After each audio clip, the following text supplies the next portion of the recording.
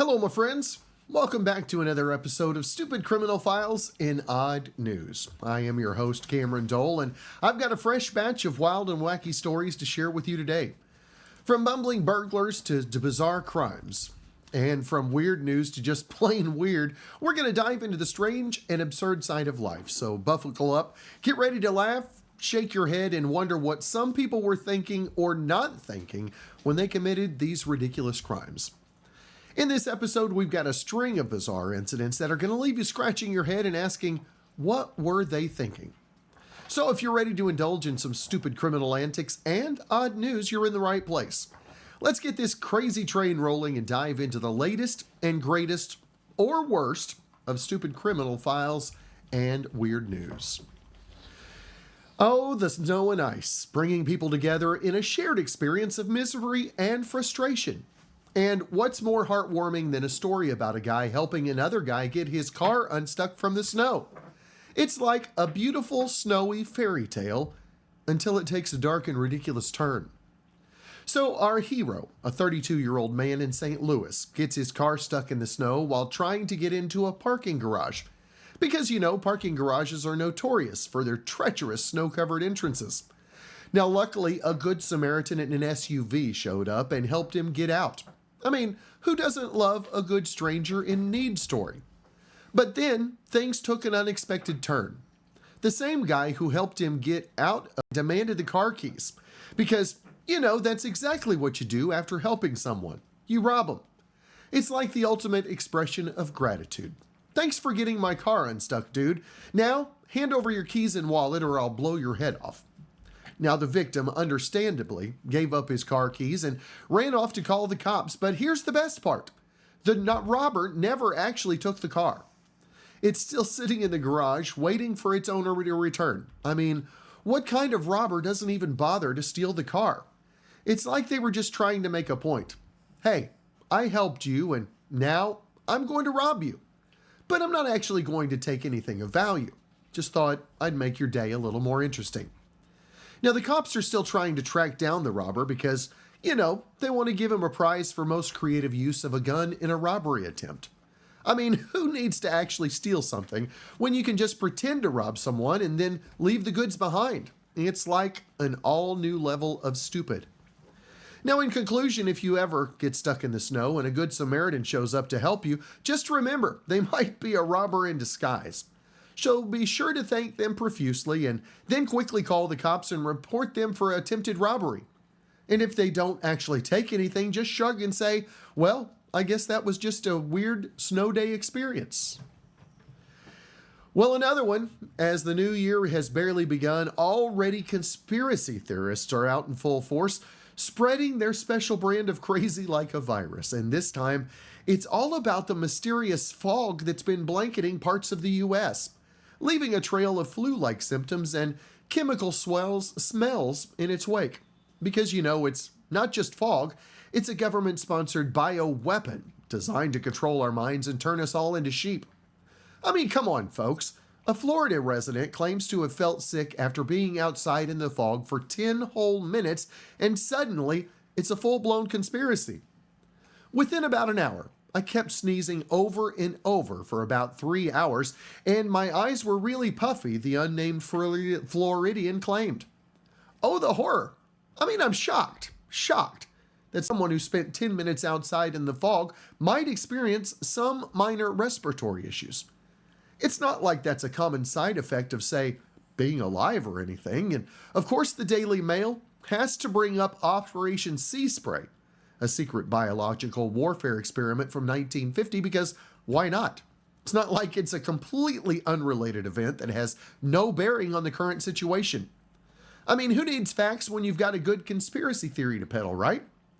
But wait, it gets better. Footage online shows a flurry of particles floating within the fog, and suddenly it's proof that it's a bioweapon. Because, particles in the fog are definitely not just, say, water droplets or ice crystals. Nope, it's got to be something more sinister. And the fact that people are experiencing flu-like symptoms after brief exposure, well, clearly, it's not just the flu season or anything, it's got to be the government's fault. And then there's the FogVid24 nonsense, where people are claiming that the fog is causing an unexplained loss of energy. Because, it's not like people might just be tired from, staying up too late and not getting enough sleep. No, it's got to be the fog. And the strange smells that burn their noses?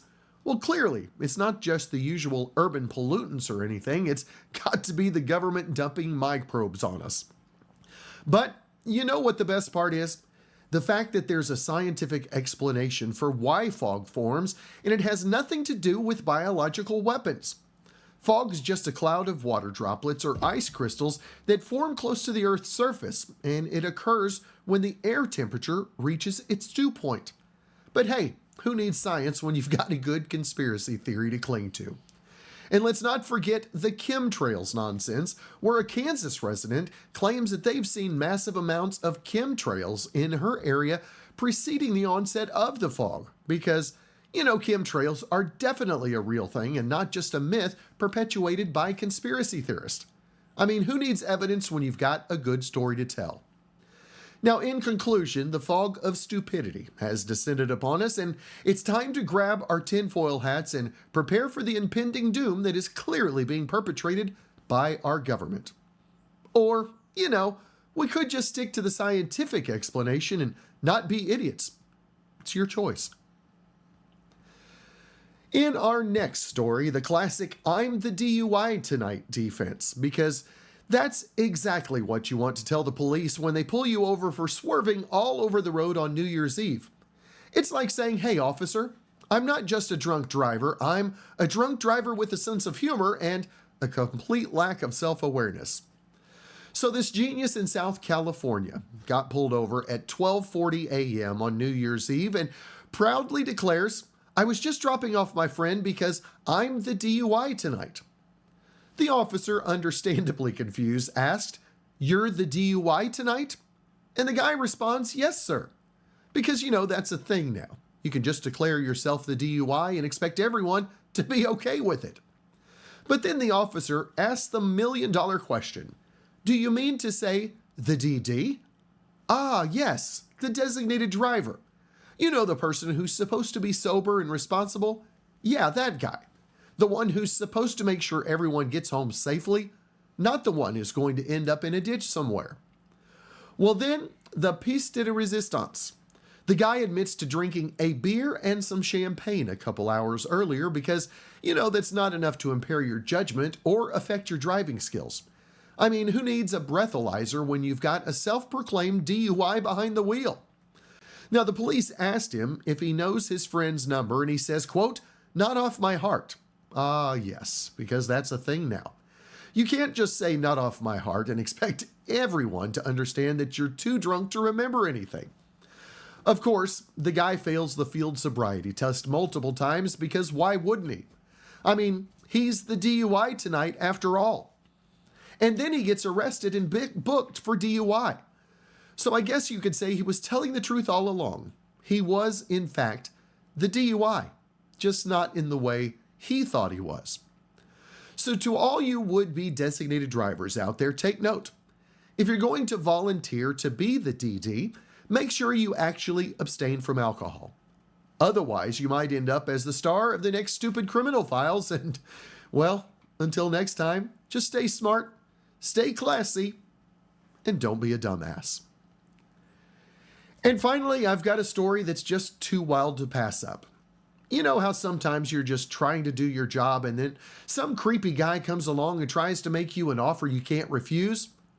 Yep, that's what allegedly happened to Nushin Faraji, a hairstylist at Fox Sports, courtesy of none other than former host Skip Bayless. According to the lawsuit, Bayless made repeated unwanted advances toward Faraji, including an offer of $1.5 million to have sex with him. Because, that's exactly what every woman wants, a creepy old guy trying to buy her affection. I mean, who needs personal boundaries anyway? Now, the lawsuit claims that Fox executives fostered a hostile work environment that allowed senior managers and on-air personalities like Bayless to abuse workers without fear of punishment. Because that's exactly what you want in a workplace, a culture of fear and intimidation. Faraji alleges that the advances started in 2017 and continued until last year and included lingering hugs, kisses on the cheek, and comments from Bayless that he could change her life if she had sex with him.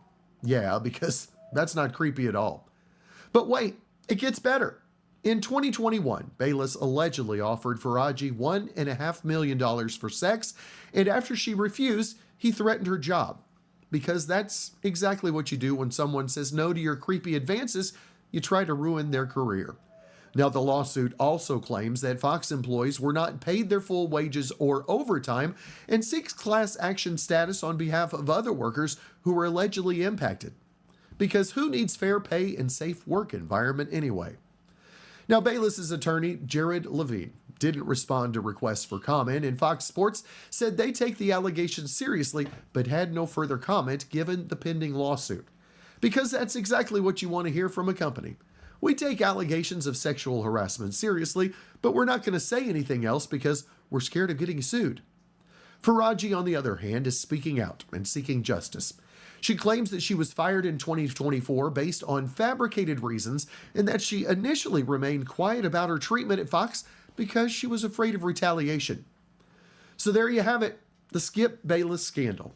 Because who needs personal boundaries, fair pay, and a safe work environment anyway?